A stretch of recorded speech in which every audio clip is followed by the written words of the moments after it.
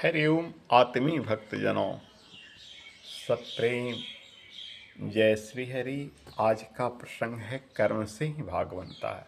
अच्छे कर्म करोगे आपका भाग अच्छा होगा, बुरे कर्म करोगे आपका भाग खराब होगा।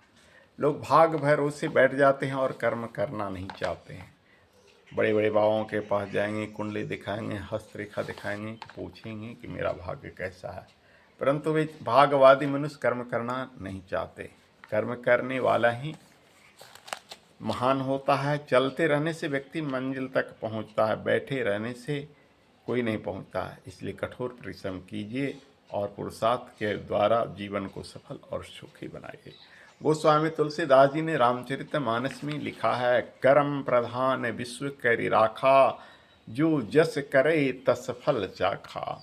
सकल पदार्थ यही जग माही, कर्महीन नर पावत नाही। इस पूरे संसार में कर्म ही प्रधान है। जो जैसा कर्म करेगा वैसा ही फल मिलेगा। अच्छे कर्म करोगे अच्छे फल मिलेगा, बुरे कर्म करोगे बुरे फल मिलेगा। सकल पदार्थ यही जग माही, कर्महीन नर पावत नहीं।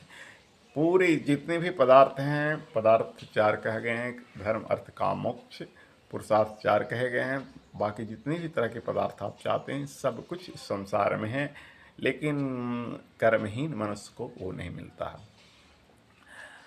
आपको नीति शास्त्र में भी लिखा हुआ है, उद्यमीन ही सिद्ध्यन्ति कार्याणि न मनोरथ है, नहीं सुप्तस्य सिंहस्य प्रविशन्ति मुखे मृगा। उद्यम से यानी परिश्रम करने से ही काम सफल होता है। सिर्फ मन में कल्पना की ऊंची ऊंची उड़ान भरने से नहीं होता है। जैसे एक सोए हुए सिंह अगर सोचे मेरे मुख में मृग आ जाए, तो कभी नहीं आ सकता है। उसके लिए उसे छलांग लगाना पड़ता है, उसके लिए उसे दबे पांव चलना पड़ता है, जंगल में छुप छुप कर अपनी शिकार की तलाश करना पड़ता है। वैसे ही मनुष्य को अपने लक्ष्य तक पहुंचने के लिए जिस ढंग का लक्ष्य होता है उस ढंग से परिश्रम करना पड़ता है। मानव जब जोर लगाता है पत्थर पानी पर बन जाता है, दिनकर ने लिखा है।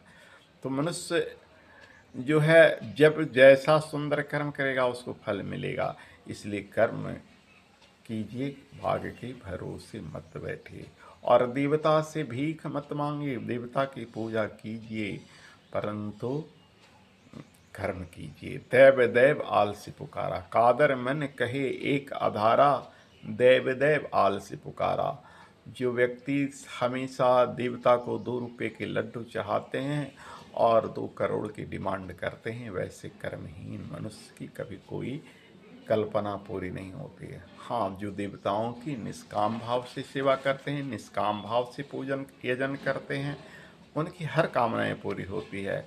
इसलिए पूजा पाठ का विधान मन को शांति देने के लिए ये धर्म नहीं है। आज धर्म लोग सिर्फ धूप दीप अगरबत्ती जलाकर टंट घंट भजन कीर्तन को मान लेते हैं, लेकिन गीता को पढ़े। धर्म का वास्तविक स्वरूप कर्म होता है, क्योंकि भगवान श्री कृष्ण उस अर्जुन को फटकारते हैं जो अपना कर्म से च्युत होकर रथ के पिछले भाग में अपनी गांडीव को छोड़कर बैठ जाता है। तो भगवान श्री कृष्ण उसे बुरे से बुरे गाली देते हैं। माँ कैलव्यम पार्था, माने हे पार्थ, तुम कैलव्यम को माने नपुंसकता को मत प्राप्त हो, तुम क्षत्रिय हो, तुम्हारा धर्म युद्ध करना है। भगवान श्री कृष्ण इसी परिप्रेक्ष्य में महाभारत काल में गीता के पावन 700 श्लोकों की रचना करते हैं। जब जाकर उसको यानी अर्जुन को बोध होता है, तब कहता है करिष्ये वचनम तव, हे श्री कृष्ण मैं आपका वचन पालन करूंगा, आप जैसा कहोगे वैसा मैं करूंगा। भगवान कर्म की प्रेरणा देते हैं। गीता रूपी धर्मशास्त्र धर्मशास्त्र नहीं है, कर्मशास्त्र है। वहाँ कर्म करने की मर्यादा है, इसलिए धर्म आवश्यक कर्म को कहते हैं। माता पिता का सेवा करना ही धर्म है, न कि पूजा पाठ करना धर्म है। गुरु की आज्ञा पालन करना शिष्यों का धर्म है, क्षत्रियों का धर्म है। देश के लिए न्यौछावर होना ब्राह्मणों का धर्म है। अध्यात्म के प्रति जागरूक करना और लोगों को शिक्षण देना वैश्यों का धर्म है। नीति उपार्जित व्यापार करना, अनीति से नहीं, मिलावट चोरी ये सब नहीं, और अफसरों का भी कर्म है अपना कर्तव्य पालन करना, रिश्वतखोरी नहीं। आज अफसर भी अपनी धर्म से च्युत होते जा रहे हैं, हर जगह घोटाला है, हर जगह रिश्वत लेते हैं। ये धर्म नहीं, या धर्म है। धर्म कहते हैं जिसको जिस गद्दी पर बैठाया गया है न्याय के अनुकूल वो अपना कर्म करे, किसी से बाहरी इनकम न ले, उसे तो सरकारी वेतन मिलता ही है। और जो रिश्वत लेता है वो उसकी रिश्वत नहीं रहते हैं। आज देखते हैं बड़े बड़े अफसर लोग जो रिश्वतखोर जितना ही होते हैं उनके घर में उतना ही बीमारी पड़ती है, कर्मों का फल मिलता है।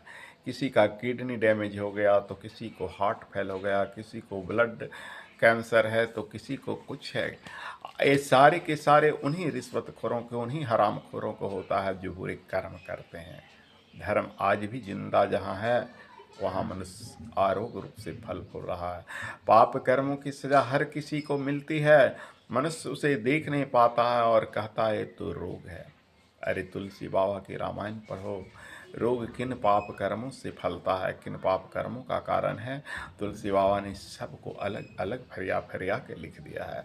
तो बंधुओं, कर्म करो। कर्म कई प्रकार के हैं, कर्म विकर्म सुकर्म कुकर्म। तो सुकर्म करो, सत्कर्म करो और अपने कर्तव्य रूपी धर्म पर आगे बढ़ो। हरिओम।